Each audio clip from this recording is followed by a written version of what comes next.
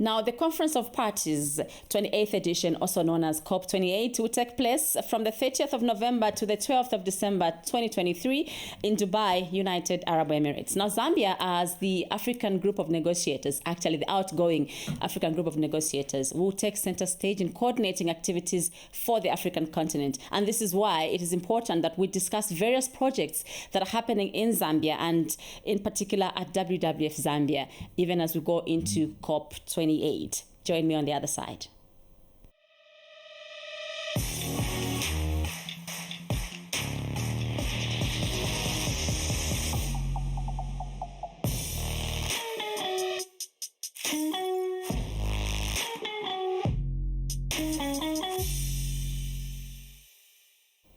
Hello and welcome to On the Road to COP28 with me, Mary Mwikisa.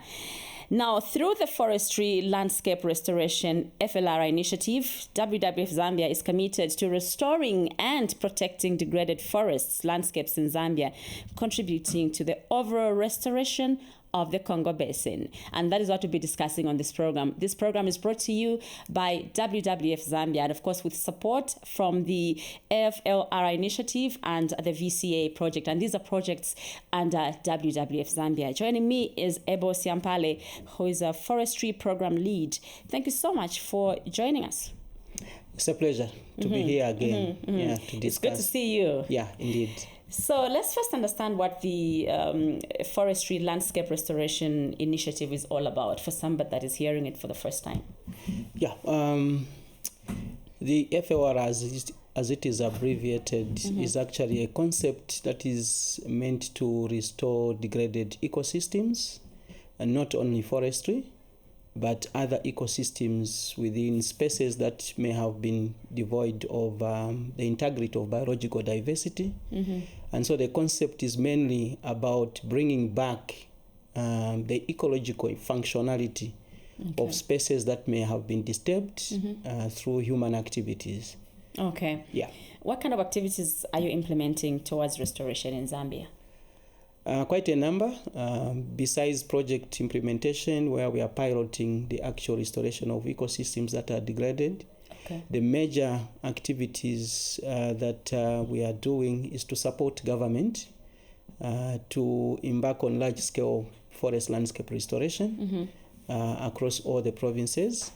This is started by supporting government to express interest to join the Africa Forest Landscape Restoration Commitments, which at Africa continental level, we have a 100 million target to be met by 2030. Okay. And so we supported government to express interest to commit a 2 million hectares to be restored by 2030.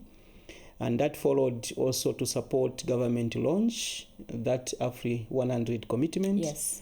And that was done on the 21st of March this year, when we were commemorating the International Day of Forests. And so the Minister of Green Economy and Environment, Engineer Honorable Collins Zov, launched the commitment for Zambia.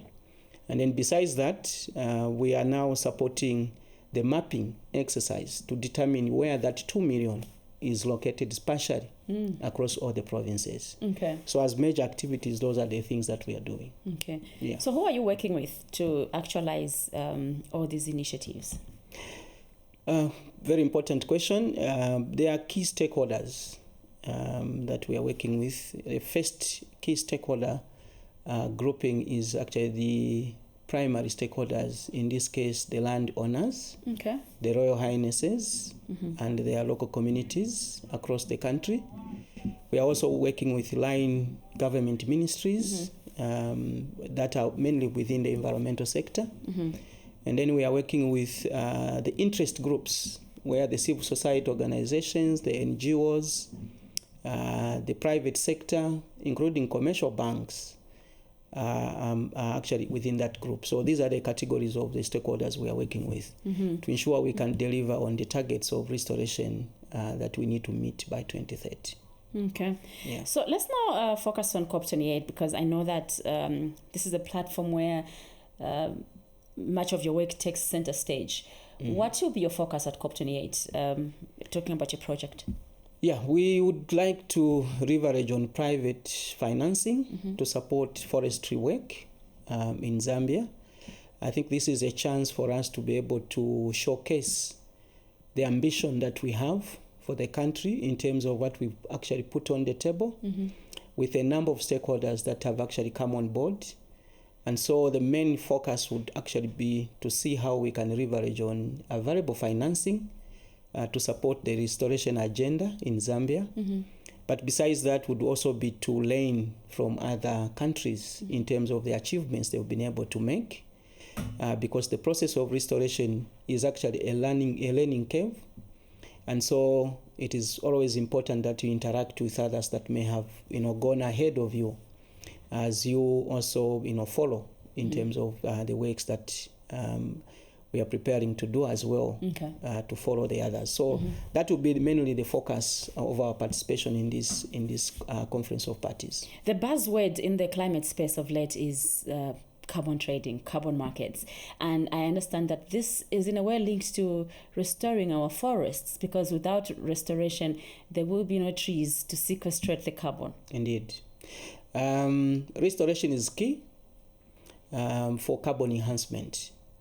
You can't actually, meaningfully participate in carbon trading if you do not have the carbon sink, in this case, the forest cover. That would support you to actually go into trading. And so when you are doing your restoration, at the back of your mind, you should remember there's a huge benefit you can get. Besides just bringing back ecosystem to its functionality, you can also go into strong business activities through carbon trading.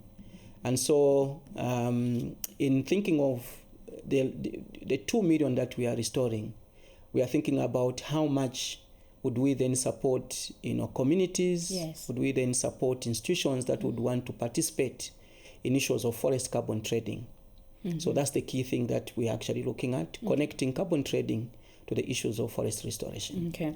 And let's talk about the side events that you're going to have at COP28.